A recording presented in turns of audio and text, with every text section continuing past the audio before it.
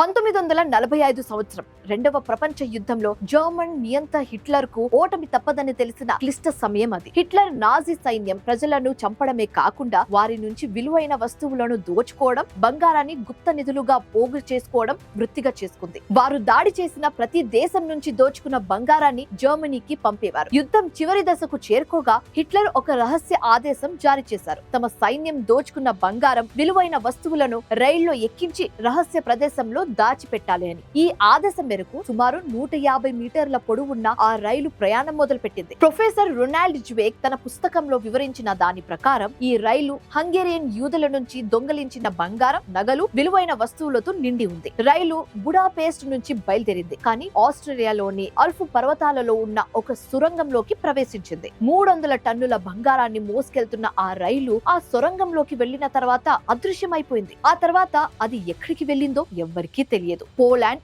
Germany, ఆస్ట్రేలియాకు చెందిన పరిశోధకులు US సైన్యంతో కలిసి దశాబ్దాలుగా ఈ బంగారు రైలు కోసం వెతుకుతున్నారు. చాలా మంది పరిశోధకులు ఈ రైలు నైరుతి పోలాండ్ లోని వాల్ బ్రెజిస్ అనే పర్వతం కింద పూడ్చిపెట్టారని బలంగా నమ్ముతారు. 2016లో రైలును గుర్తించడానికి ఒక సొరంగంలోకి భారీ తవ్వకాలు కూడా ప్రారంభించారు, కానీ ఆ అన్వేషణ విఫలమైంది. ప్రొఫెసర్ జ్వేక్ చెప్పినట్టుగా నాజీ సైన్యం దోచుకున్న బంగారంలో 70% వరకు తిరిగి పొందగలిగారు, కానీ మిగతా గుప్త నిధి ఇప్పటి వరకు దొరకలేదు. కోట్ల రూపాయలు విలువైన బంగారంతో నిండిన ఆ 150 మీటర్ల రైలు నేటికి ప్రపంచాన్ని వెంటాడుతున్న ఒక చరిత్ర మిస్టరీగా, ఒక గుప్త ధనం కథగా మిగిలిపోయింది.